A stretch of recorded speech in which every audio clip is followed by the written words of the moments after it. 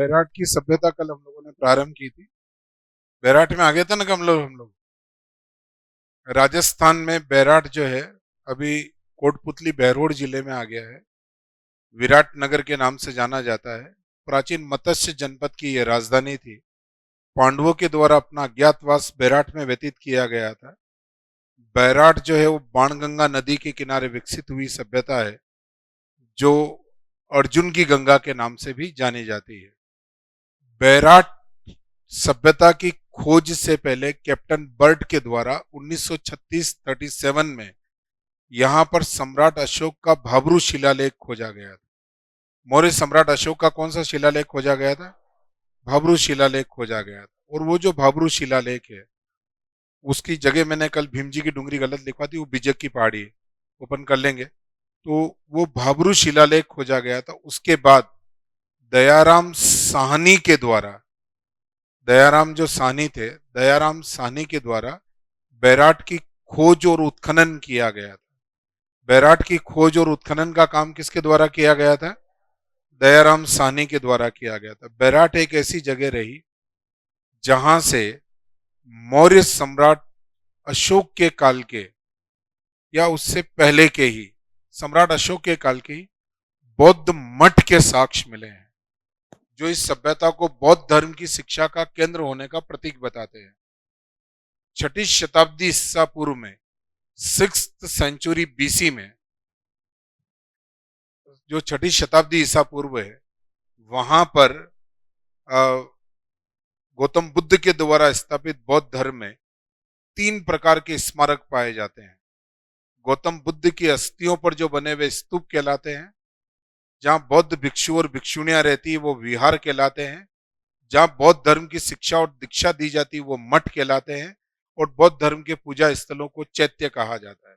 हमारे यहाँ से मठ मिला है, जो इस सभ्यता में बौद्ध धर्म की शिक्षा का केंद्र है। यहां तक कल आ गए थे हम लोग। तो कौन सी सभ्यता को पढ़ रहे हैं हम लोग? बैराट की सभ्यता। अब बैराट से हमें एक तो मिला है बौद्ध मठ।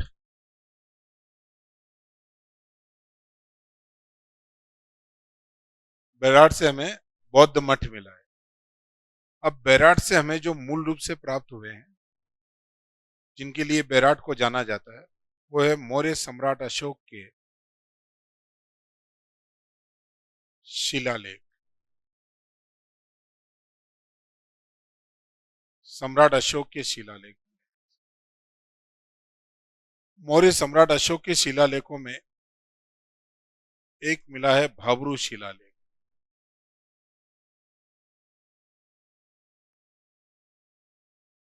ये जो भाब्रू शिलालेख मिला है, ये मिला है बिजक की पहाड़ी से।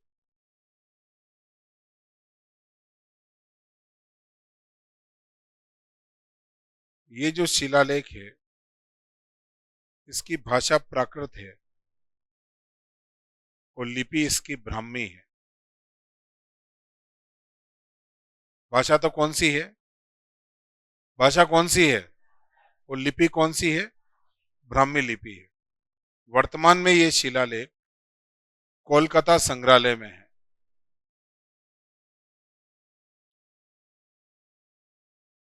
वर्तमान में शिलालेख कहाँ है? कोलकाता संग्रहालय में स्थित है। इस शिलालेख से मौर्य सम्राट अशोक की बौद्ध धर्म के प्रति निष्ठा ज्ञात होती है। इसी शिलालेख में बुद्धम शरणम गच्छामि, संघम शरणम गच्छामि और धम्मम शरणम गच्छामि, यानी बौद्ध धर्म के तीनों रत्नों का उल्लेख भी हुआ है। कौन से शिलालेख में हुआ है? और दूसरा शिलालेख मिला है हमें भीम जी की डुंगरी से, जो अभी यहीं रखा हुआ है। मूल शिलालेख यही है, जो बौद्ध धर्म के बारे में और सम्राट अशोक के बारे में जानकारी देते हैं। सम्राट अशोक बौद्ध धर्म के प्रति निष्ठावान था का ज्ञान किस शिलालेख से मिलता है हमें? भाब्रू शिलालेख से मिलता है। तो लिखो आप, बैराट से उत्खनन में, बैराट से उत्खनन में, बैराट से उत्खनन में मौर्य सम्राट अशोक के बैराट से उत्खनन में मौर्य सम्राट अशोक के बैराट से उत्खनन में मौर्य सम्राट अशोक के भाब्रू शिलालेख मिले हैं।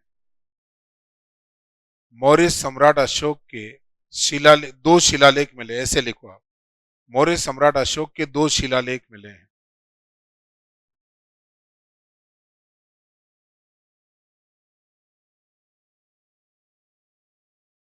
देखो आप, सर्वप्रथम 1936-37 में 1936-37 में कैप्टन बर्ट ने 1936-37 में कैप्टन बर्ट ने 36-37 में कैप्टन बर्ट ने बिजक की पहाड़ी से कैप्टन बर्ट ने बिजक की पहाड़ी से सम्राट अशोक का भाब्रू शिलालेख खोजा था। सम्राट अशोक का भाब्रू शिलालेख खोजा था,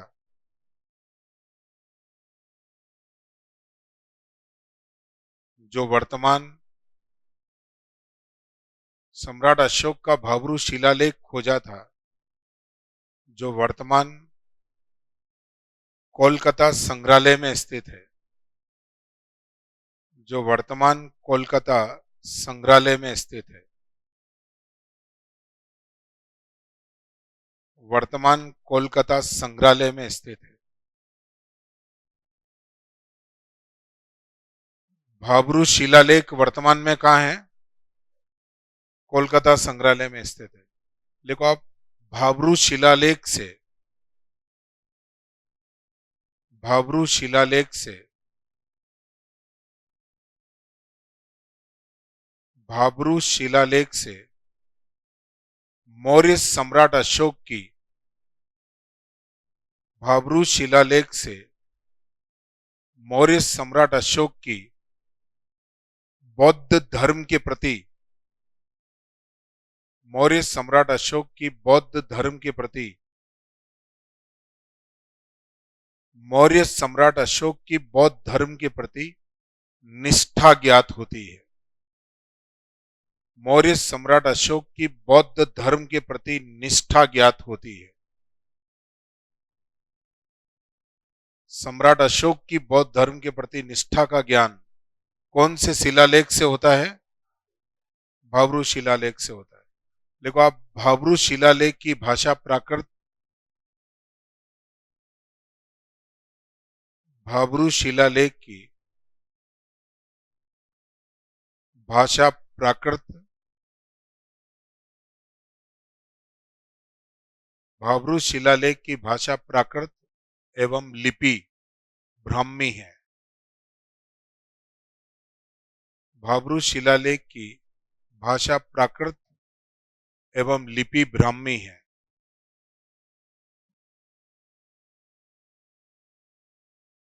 भाब्रू शिलालेख की भाषा कौन सी है? लिपि कौन सी है? ब्राह्मी। कहां से मिला है? कहां से मिला ये? किसे मिला था? वर्तमान में कहां है? कोलकाता संग्रहालय में। देखो आप, भाब्रू शिलालेख में भाब्रू शिलालेख में बौद्ध धर्म के तीनों आदर्श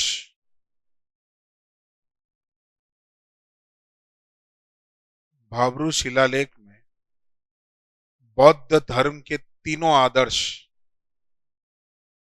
बुद्ध, बुद्धम, संघम एवं धम्मम का उल्लेख हुआ है। बुद्धम, संघम एवं धम्मम का उल्लेख हुआ। बुद्धम शरणम गच्छामि, संघम शरणम गच्छामि और धम्मम शरणम गच्छामि। बुद्धम, संघम एवं धम्मम का उल्लेख हुआ है।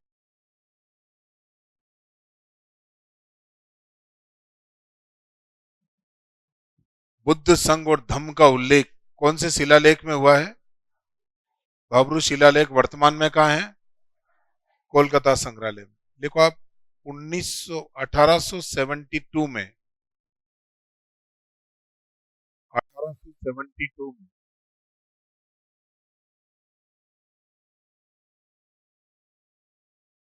1872 में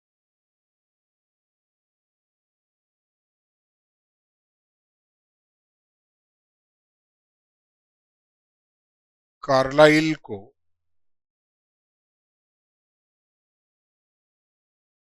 भीम जी की डुंगरी से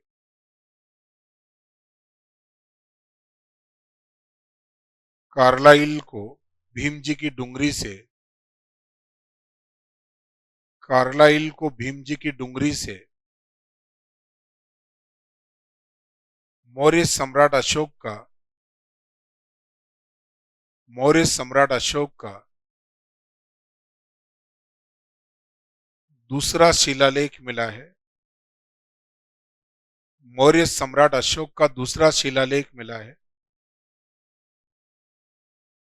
मौर्य सम्राट अशोक का दूसरा शिलालेख मिला है। मौर्य सम्राट अशोक का दूसरा शिलालेख मिला है जिसकी भाषा प्राकृत एवं लिपि ब्राह्मी है।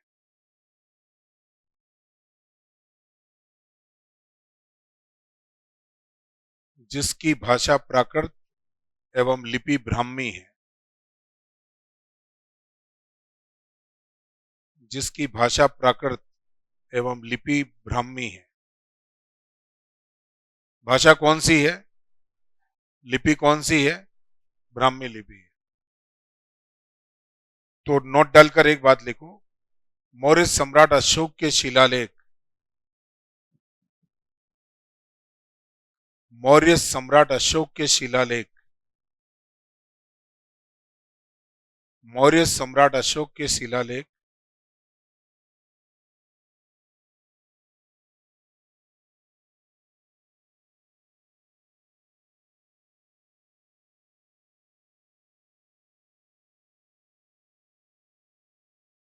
मौर्य सम्राट अशोक के शिलालेख चुनार के बलुआ पत्थरों पर निर्मित है। मौर्य सम्राट अशोक के शिलालेख चुनार के बलुआ पत्थरों पर निर्मित है। मौर्य सम्राट अशोक के शिलालेख चुनार के बलुआ पत्थरों पर निर्मित है।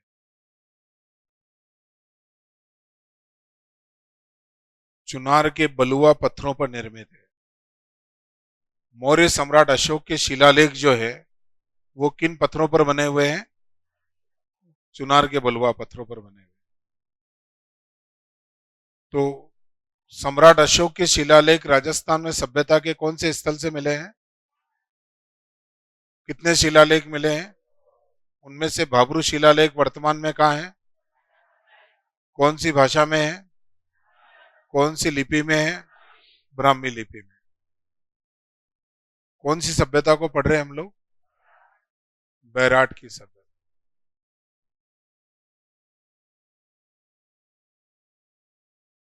देखो आप बैराट से उत्खनन में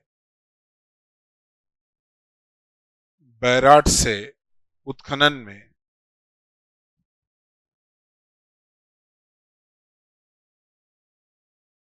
बैराट से उत्खनन में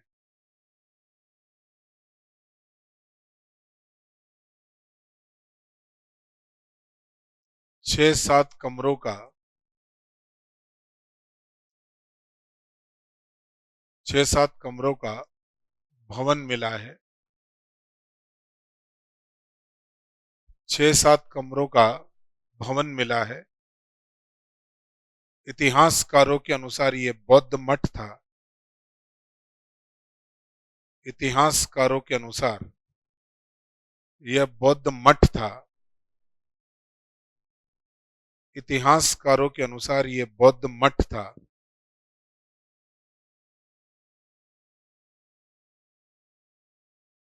इन्हीं के एक कमरे में इसी भवन के एक कमरे में इसी भवन के एक कमरे में इसी भवन के एक कमरे में सूती वस्त्र में लिपटी हुई सूती वस्त्र में लिपटी हुई 36 मुद्राएं मिली। सूती वस्त्र में लिपटी हुई 36 मुद्राएं मिली।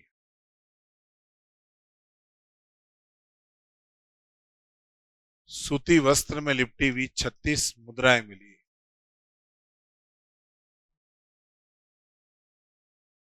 इसका मतलब इनको कपास का ज्ञान था और वस्त्र बुनाई का ज्ञान था।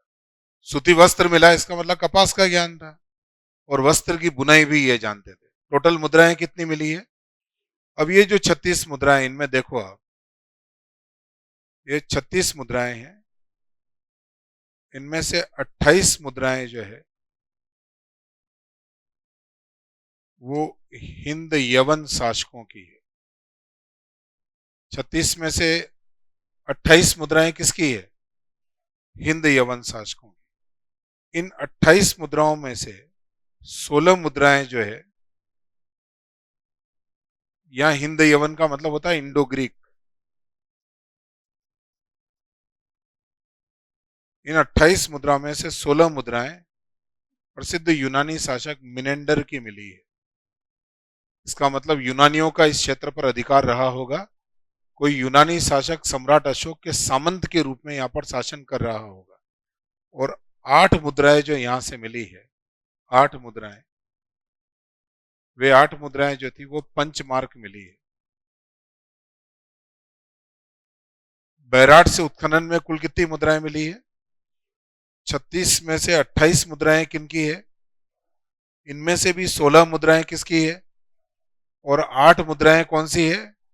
पंचमार्क। यानी मुद्राओं पर, ये भारतीय मुद्राएं हैं, मुद्राओं पर कोई चिन्ह उत्कीर्ण हो तो वे पंचमार्क मुद्राएं कहलाती है। तो लिखो आप, इन 28 मुद्राओं में से, इन 36 मुद्राओं में से 8 मुद्राएं पंचमार्क है। इन 36 मुद्राओं में से, इन 36 मुद्राओं में से 8 मुद्राएं पंचमार्क है। 8 मुद्राएं पंचमार्क है। 8 मुद्राएं पंचमार्क है तथा 28 मुद्राएं, 8 मुद्राएं पंचमार्क हैं तथा 28 मुद्राएं हिंद यवन शासकों की है। हिंद यवन, क्वेश्चन लिख देना, इंडो ग्रीक।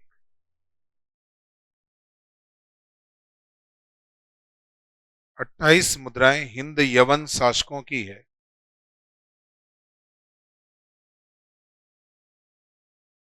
इनमें से सर्वाधिक 16 मुद्राएं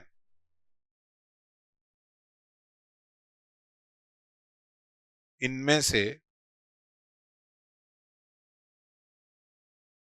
सर्वाधिक 16 मुद्राएं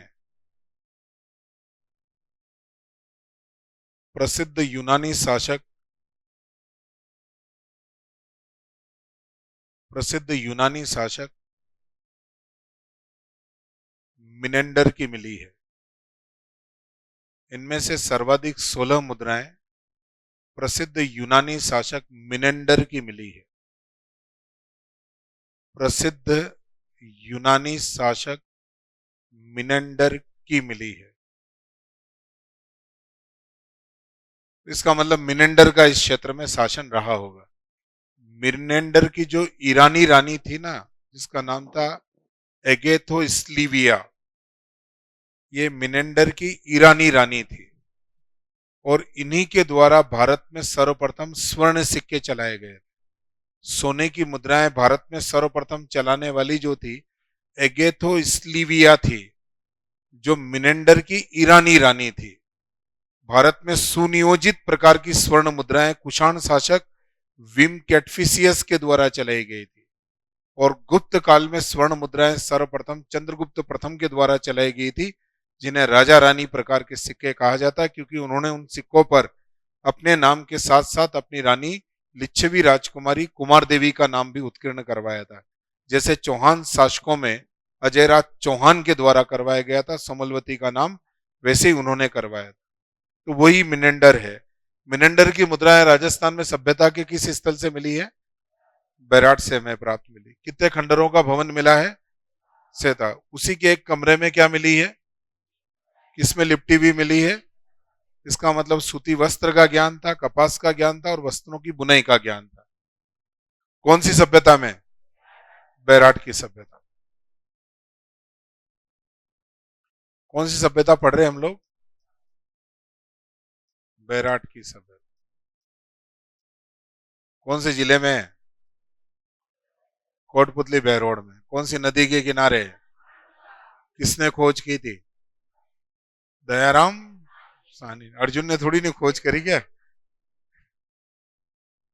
अर्जुन ने तो बाण चलाया धरती में, बाण से निकली जलधारा।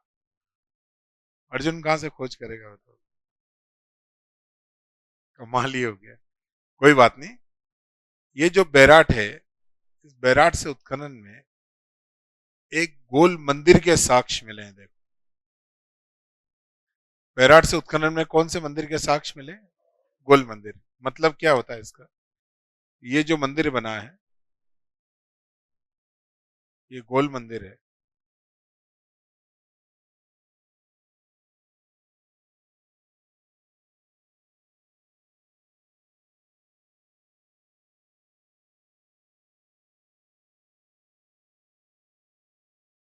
ये गोल मंदिर मिला है यहाँ से, बैराट से उत्खनन।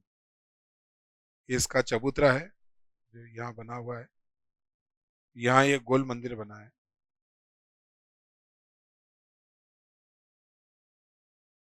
अब गुप्त काल में जो भारत में मंदिर बने, वो बने शिखर युक्त मंदिर। मंदिरों की मूल परंपरा जो है वो शिखर युक्त मंदिर है। तो ये शिखर युक्त मंदिर तो गुप्त काल में बने। इससे पहले जो मंदिर बने वो गोल मंदिर। भारत में मंदिर का सबसे प्राचीनतम साक्ष्य है। इतिहासकारों के अनुसार इसका निर्माण मौर्य सम्राट अशोक के द्वारा करवाया गया है।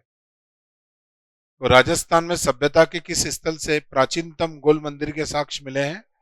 बैराट से। तो लिखो आप, बैराट से उत्खनन में, बैराट से उत्खनन में गोल मंदिर के साक्ष्य मिले हैं। बैराट से उत्खनन में गोल मंदिर के साक्ष्य मिले हैं। गोल मंदिर के साक्ष्य मिले हैं। इतिहासकारों के अनुसार बैराट से उत्खनन में गोल मंदिर के साक्ष्य मिले हैं। इतिहासकारों के अनुसार, इतिहासकारों के अनुसार इसका निर्माण, इतिहासकारों के अनुसार इसका निर्माण मौर्य सम्राट अशोक के द्वारा करवाया गया। इतिहासकारों के अनुसार इसका निर्माण मौर्य सम्राट अशोक के द्वारा करवाया गया।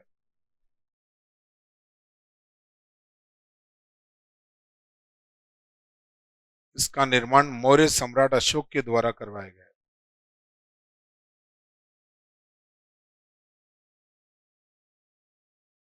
मौर्य सम्राट अशोक के द्वारा किसका निर्माण हुआ था? मौर्य सम्राट अशोक के द्वारा किसका निर्माण हुआ था? गोल मंदिर का निर्माण। लिखो आप, नोट डालकर एक बात, नोट डालकर बात लिखो। लिखो आप, भारत में, भारत में शिखर युक्त मंदिरों के निर्माण की प्रक्रिया का प्रारंभ, भारत में शिखर युक्त मंदिरों की निर्माण की प्रक्रिया का प्रारंभ, भारत में शिखर युक्त मंदिरों की निर्माण की प्रक्रिया का प्रारंभ, शिखर युक्त मंदिरों के निर्माण की प्रक्रिया का प्रारंभ, शिखर युक्त मंदिरों के निर्माण की प्रक्रिया का प्रारंभ गुप्त काल से माना जाता है। शिखर युक्त मंदिरों के निर्माण की प्रक्रिया का प्रारंभ गुप्त काल से माना जाता है। भारत में शिखर युक्त मंदिरों के निर्माण की प्रक्रिया का प्रारंभ किस काल से माना जाता है? गुप्त काल से माना जाता है। और गोल मंदिर का निर्माण किसके काल में हुआ था? मौर्य सम्राट अशोक के काल। तो राजस्थान में बौद्ध मठ के साक्ष्य कहां से मिले? सम्राट अशोक के शिलालेख कहां से मिले? गोल मंदिर के साक्ष्य कहां से मिले? बैराट से मिले। पांडवों ने अपना अज्ञातवास कहां व्यतीत किया था? बैराट में। अब ये जो अपना बैराट है, इस बैराट से उत्खनन में संख लिपि के साक्ष्य मिले। बेसिकली ब्राह्मी लिपि का परिष्कृत रूप है। संख के आकार की लिपि जो है वो हमें बैराट से मिली है। बैराट से उत्खनन में शैल चित्र मिले हैं। शैल चित्र का मतलब होता है चट्टानों पर बने हुए चित्र, शैल। और इसीलिए बैराट को जो है ना,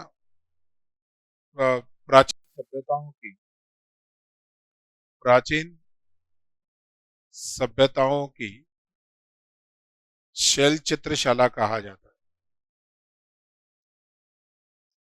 प्राचीन सभ्यताओं की शैल चित्रशाला किसे कहा जाता है? बैराट को कहा जाता है। तो लिखो आप, बैराट से उत्खनन में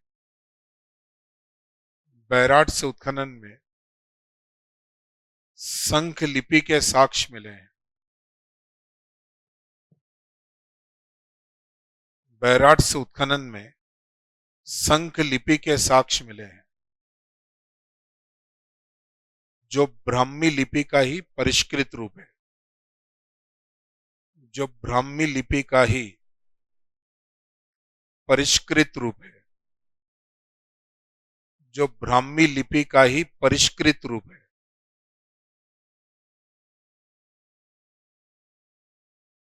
ब्राह्मी लिपि का ही परिष्कृत रूप है।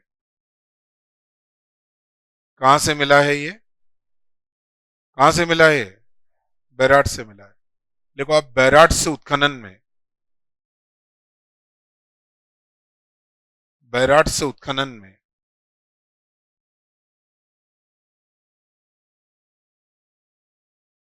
बैराट से उत्खनन में शैल चित्र मिले हैं। बैराट से उत्खनन में शैल चित्र मिले हैं। बैराट से उत्खनन में शैल चित्र मिले हैं। इसलिए इस सभ्यता को इसलिए इस सभ्यता को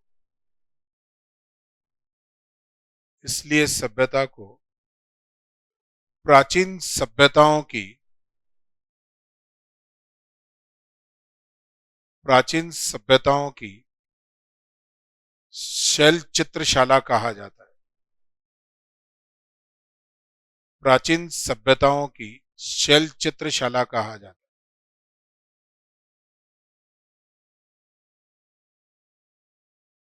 प्राचीन सभ्यताओं की शैल चित्रशाला किसे कहा जाता है? बैराट को। संख लिपि के साक्ष्य कहां से मिले हैं? बौद्ध धर्म की शिक्षा का केंद्र कौन? बौद्ध धर्म की शिक्षा का केंद्र कौन? बैराट बना। अब देखो, महाभारत काल में यहां पर भीम आया था। भीम किसी स्थान पर खड़ा होगा, द्रौपदी से बातचीत चल रही होगी। ये भेष बदल कर रह रहे थे, तो छिपकर मिलना पड़ता था। द्रौपदी कीचक से परेशान थी, तो भीम को कीचक का वध करना ही था। तो अचानक बातचीत करते करते पैर पे कहीं मच्छर ने काट लिया होगा, तो भीम ने पैर को झटका दिया अचानक जोर से। तो पैर जिस चट्टान पर पड़ा ना, वह भीमलत, यानी भीम के पैर की लात से वहां पर एक सुंदर से कुंड का निर्माण हो गया, और उसकी आकृति बिल्कुल भीम के पैर जैसी है। तो भीमलत कुंड कौन सी सभ्यता में बना हुआ है? तो लिखो आप, बैराट से उत्खनन में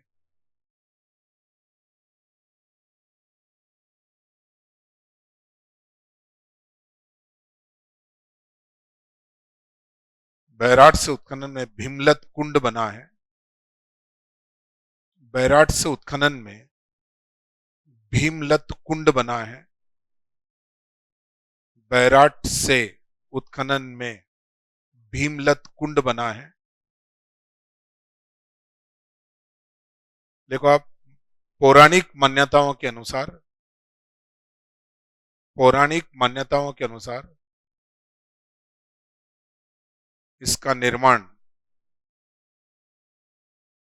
महाभारत काल में इसका निर्माण महाभारत काल में भीम के पैर से हुआ था। इसका निर्माण महाभारत काल में भीम के पैर से हुआ था। महाभारत काल में भीम के पैर से इसका निर्माण हुआ। महाभारत काल में भीम के पैर से किसका निर्माण हुआ है? भीमलत का निर्माण हुआ। तो आपको पता है यहां पर एक यात्रियों का राजकुमार किसे कहा जाता है? वैनसांग को कहा जाता है। हेनसांग हर्षवर्धन के काल में भारत यात्रा पर आया था। हेनसांग की रचना का नाम है सीयू की। यह हेनसांग मुख्य रूप से भारत राजस्थान में भीनमाल आया, फिर ये चित्तौड़गढ़ आया और फिर ये बैराट भी आया। जाहिर उस समय हवाई जहाज तो था नहीं, तो भीनमाल से जयपुर आने तक जो जो भी रास्ते में आए वो सब जगह आया, लेकिन रुका जहां पर जिसके बारे में कुछ लिखा सीयूकी में, वो इन 3 जगह के बारे में लिखा: भीनमाल, चित्तौड़गढ़ और बैराट। दुनिया केवल भीनमाल को पढ़ती है, इसके अलावा पढ़ती नहीं। बाकी ये तीनों ही सच है ना, हिस्टोरिकल प्रूव है ये बात है। 3 जगह आया था। तो लिखो आप, हर्षवर्धन के काल में, नोट डालकर लिखना है बात, हर्षवर्धन के काल में, हर्षवर्धन के काल में प्रसिद्ध चीनी यात्री, हर्षवर्धन के काल में प्रसिद्ध चीनी यात्री हेनसांग भारत आया था। प्रसिद्ध चीनी यात्री हेनसांग भारत आया था। हेनसांग भारत आया था, जिसे यात्रियों का राजकुमार कहा जाता है, जिसे यात्रियों का राजकुमार कहा जाता है।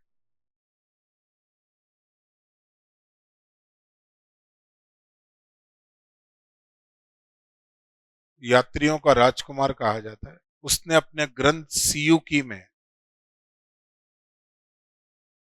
उसने अपने ग्रंथ सीयूकी में, उसने अपने ग्रंथ सीयूकी में भीनमाल, चित्तौड़गढ़ एवं बैराट का भी उल्लेख किया है।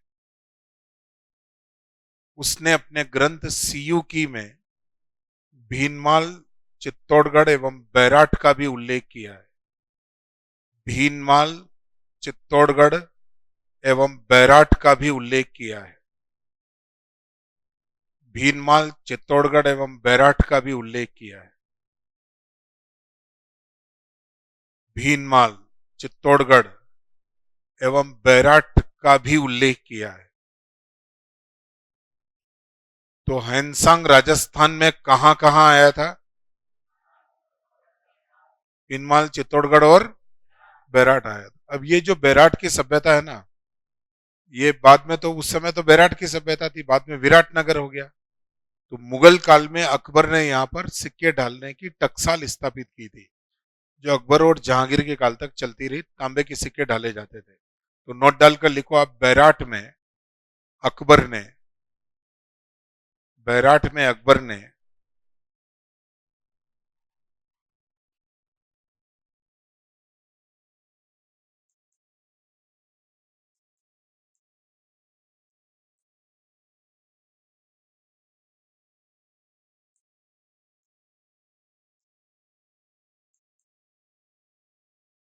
बैराट में अकबर ने सिक्के ढालने की बैराट में अकबर ने सिक्के ढालने की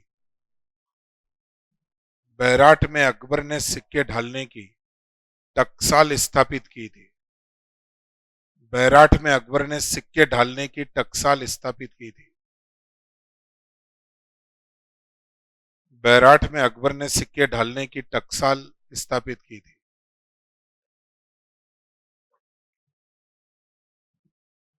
सिक्के ढालने की टकसाल कहाँ है? किसके द्वारा स्थापित की गई? अकबर के द्वारा स्थापित की गई। तो राजस्थान में प्राचीन सभ्यताओं की शैल चित्रशाला किसे कहा जाता है? बैराठ को कहा जाता है। इसी बैराठ को एक बार हम लोग देख लेते हैं ग्राफिक में।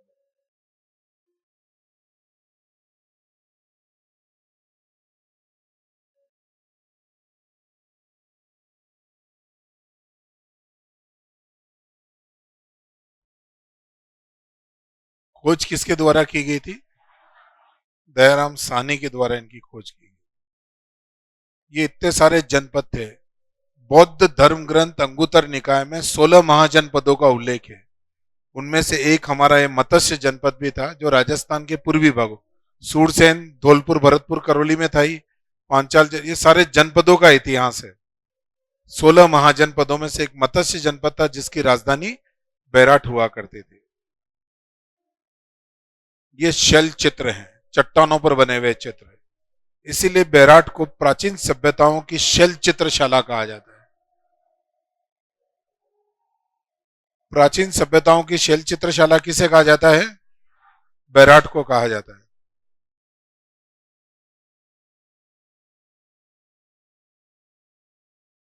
ये इस प्रकार के मिले हैं, चट्टानों पर बने हुए चित्र, जिसको पिछले वाला जो हमारा ग्राफिक था वो तो करीब से खींचा गया फोटो था। ये यहाँ पर उसके बारे में पूरा वर्णन दिया गया, वहीं से लिखकर हमने आप लोगों को यहाँ बताया है। ये बौद्ध धर्म के साक्ष्य मिले बैराठ से। बुद्धम शरणम गच्छामि, संगम शरणम। बौद्ध धर्म की शिक्षा का केंद्र जो था वो बैराठ था। बौद्ध धर्म का केंद्र राजस्थान में सभ्यता के किस स्थल को कहा जाता है? बैराठ को कहा जाता है।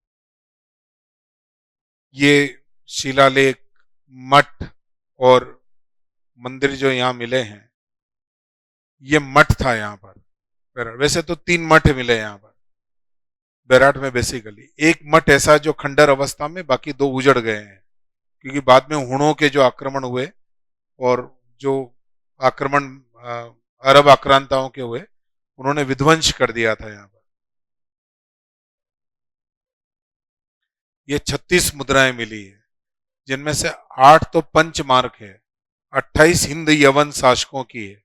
उन 28 में से उन बाकी की जो 16 मुद्राएं हैं वो मिनेंडर की मिली और 8 मुद्राएं पंचमार्क मिली है। ये मिनेंडर की मुद्राएं हैं।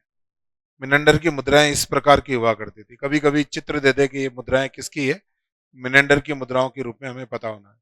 ये अशोककालीन शिलालेख है, ये प्राकृत भाषा है, ये ब्राह्मी लिपि है। जो दिन रात मेहनत करके पढ़ेगा वो रीट में पास होगा, लिखा हुआ ना है।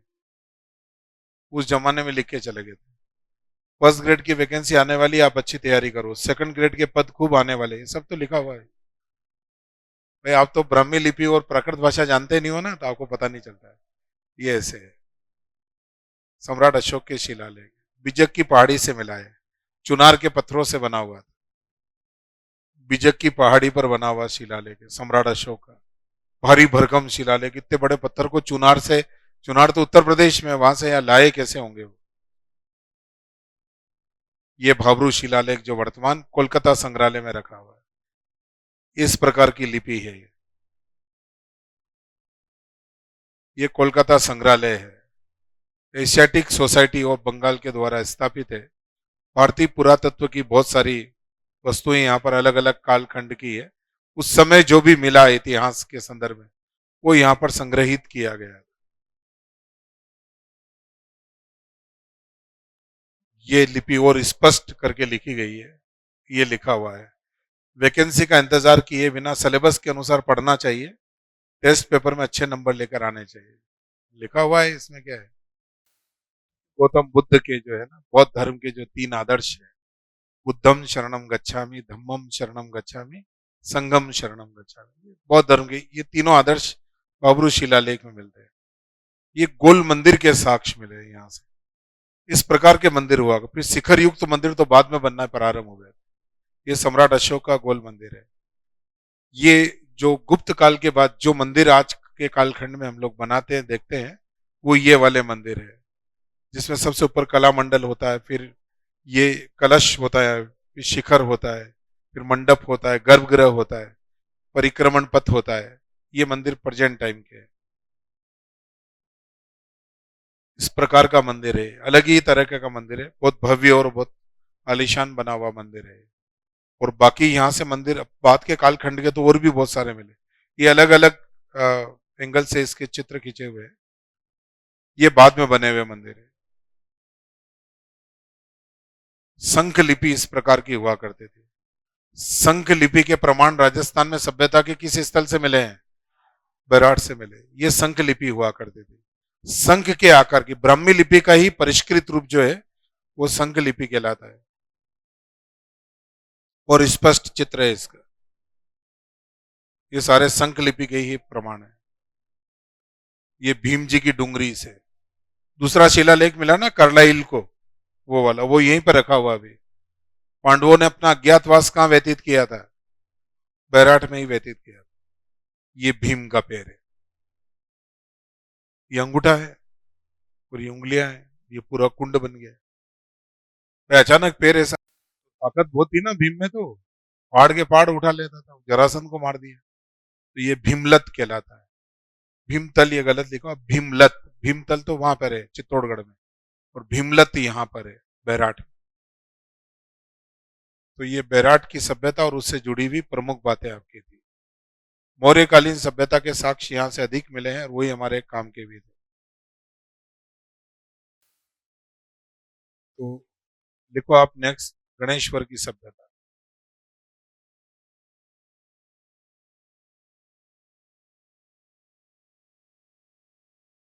गणेश्वर की सभ्यता।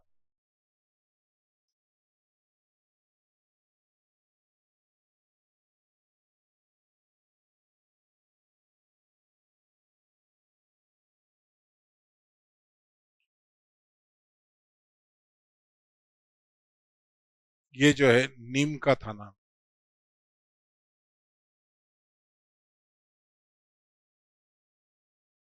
नीम का थाना में कांतली नदी के तट पर विकसित हुई। नीम का थाना में कांतली नदी के तट पर विकसित हुई। नीम का थाना में कांतली नदी के तट पर विकसित हुई थी। नोट डाल कर एक बात लिख देना, कांतली नदी के प्रवाह क्षेत्र को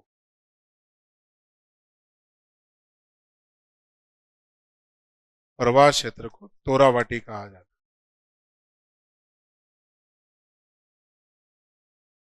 कांतली नदी के प्रवाह क्षेत्र को तोरावाटी कहा जाता है। कांतली नदी के प्रवाह क्षेत्र को तोरावाटी कहा जाता है। कांतली नदी के प्रवाह क्षेत्र को क्या कहा जाता है? तोरावाटी। गणेश्वर की सभ्यता। राजस्थान में ताम्रवती नगरी कौन? आहड़। और ताम्रवती नगरी, ताम्रवती संस्कृति की जननी कौन? गणेश्वर की सभ्यता। तो इसके बारे में पूरा विस्तार से हम लोग कल पढ़ेंगे।